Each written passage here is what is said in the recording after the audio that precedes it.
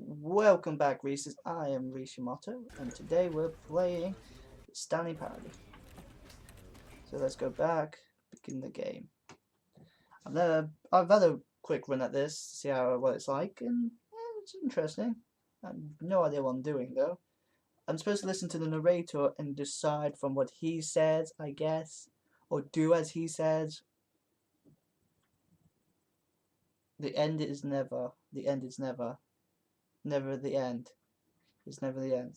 It's never. I don't get it. Okay, but mate James Demon Head Gaming recommended me playing it because I said I had it, but not done a recording on it. We're waiting for this to load, so the screen may be a bit crap till it loads, and for that I apologise. But let's wait and see what it does. It takes its time. So I just sit here and smile, I guess. One of my strongest suits is my smile, apparently. I'm really good at it. I don't know. Sorry about the Elder Scrolls series. The reason we've not been on top of that is because Jared Holylight has recently moved in with his girlfriend, so it's This harder is the to... story of a man named Stanley. Stanley worked for a company in a big building where he was employee number 427. Employee That's me. number 427's job was simple. Yeah. He sat at his desk in room 427 and he pushed Uh-huh. buttons on a keyboard. I love pushing Orders came buttons. to him through a monitor on his desk, telling him what buttons Right. to push, how long to push them, and in what order. This is what I would employee do that. 427 did every day of every month of every year. And although Sounds others fun. might have considered it soul-rending, Stanley relished Oh, yes. every moment that the orders came in, as though he had been made exactly for this job. And Stanley Strange, ain't it? was happy. Someone had to be. And then Okay, one day, yes. something very peculiar Fuck it. happened. Something that would forever change Stanley. Something What he would happened? never quite forget. He had been at his desk for nearly an hour when he realized that Yeah? not one single order had arrived on the monitor for him to follow. No one The had showed up fuck? to give him instructions, call a meeting, or even say hi. Never in Hi, all his hi, years at Stanley. the company had this happened. This complete isolation. Something was very clearly wrong. Shocked, Why would you say that? frozen solid, Stanley found himself unable to move for the longest time. But as he came to his wits and regained his senses, he got up from his Yep. desk and stepped out of his office. Oh, there we go. All of his co-workers were gone. What could it mean? Oh no. Stanley decided to go They've to gone the on meeting vacation? room. Perhaps he had simply missed a memo. I do that. I miss memos all the time at the place that I work because memos are a thing where I'm from. Oh yeah, so it is that way. Sorry, I gotta set up a mouse a bit better. I've just set up my thing. When Stanley came to a set of two open doors, he entered the door on his left. I'm dyslexic. Which one's left? This one. I think that one's right. Left. You know what I mean? Fuck. I was right. Yes. Yet there was not a single person here either.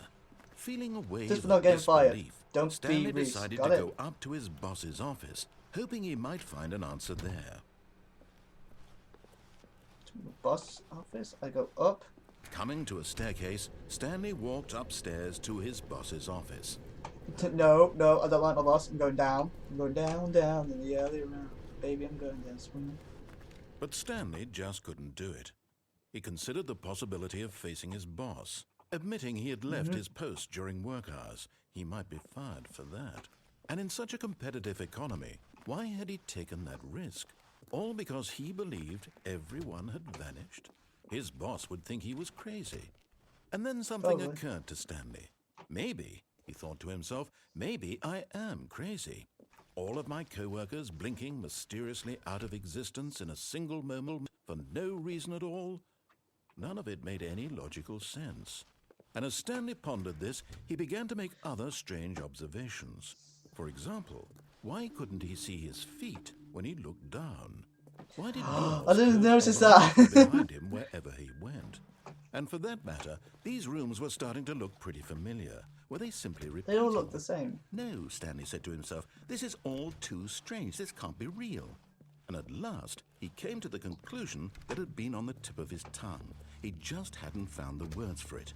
I'm dreaming, he yelled. This is all a dream. Oh, what a relief Stanley felt to have finally found an answer, an explanation. His co-workers weren't actually gone. He wasn't going to lose his job. He wasn't crazy after all. And he thought to himself, Good for him. Suppose I'll wake up soon.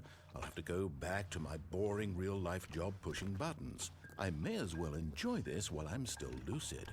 So, he imagined himself flying and began to gently float above the ground. Then he imagined himself soaring through space on a magical starfield, and it too appeared. It was so much that's fun. pretty. And Stanley marveled that he had still not woken up. How was he remaining so lucid? And then perhaps the strangest question of them all entered Stanley's head. One he was amazed he hadn't asked himself sooner. Why is there a voice in my head dictating everything that I'm doing and thinking? That's now true. the voice was describing itself being considered by Stanley, who found it particularly strange. I'm dreaming about a voice describing me, thinking about how it's describing my thoughts, he thought. And while he thought it all very odd and wondered if this voice spoke to all people in their dreams, the truth was that, of course, this was not a dream. How could it be? Was Stanley simply deceiving himself, believing that if he's asleep, he doesn't have to take responsibility for himself? Stanley is as awake right now as he's ever been in his life. Now, hearing the voice speak these words was quite a shock to Stanley. After all, he knew for certain, beyond a doubt, that this was in fact a dream. Did the voice not see him float and make the magical stars just a moment ago? How else would the voice explain all that? This voice was a part of himself too. Surely, if he could just... He would prove it. He would prove that he was in control, that this was a dream. So he closed his eyes gently, and he invited himself to wake up. He felt the cool weight of the blanket on his skin, the press of the mattress on his back, the fresh air of a world outside this one. Let me wake up, he thought to himself. I'm through with this dream. I wish it to be over. Let me go back to my job. Let me continue pushing the buttons. Please, it's all I want. I want my apartment and my wife and my job. All I want is my life exactly the way it's always been. My life is normal. I am normal. Everything will be fine. Can we open our eyes? Okay. And we're still in the same spot. Stanley began screaming. Please, someone, wake me up. My name is Stanley. I have a boss. I have an office. I am real. Please, just someone tell me I am real. I must be real. I must be. Can anyone hear my voice? Who am I? Who am I? And everything went black. Okay, what the fuck's happening? This is the story of a woman named Mariella. No, you just said a story about Stanley. Mariella woke up on a day like any other. She arose, got dressed, gathered her belongings, and walked to her place of work.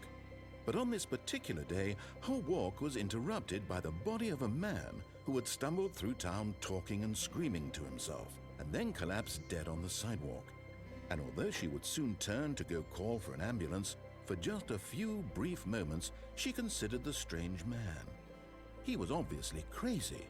This much she knew. Everyone knows what crazy people look like.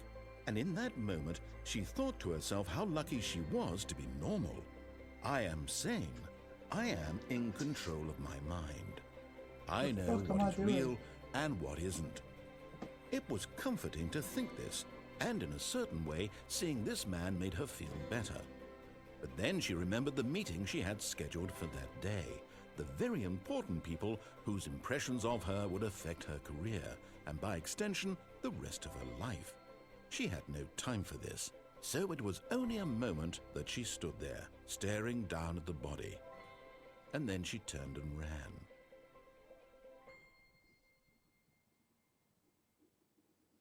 You can't do that to my game. You can't. And that's it. That's all we have time for. Very short one. Hope you guys enjoy watching. I'll see you guys in the next video. This is Rhyster signing off. Bye-bye.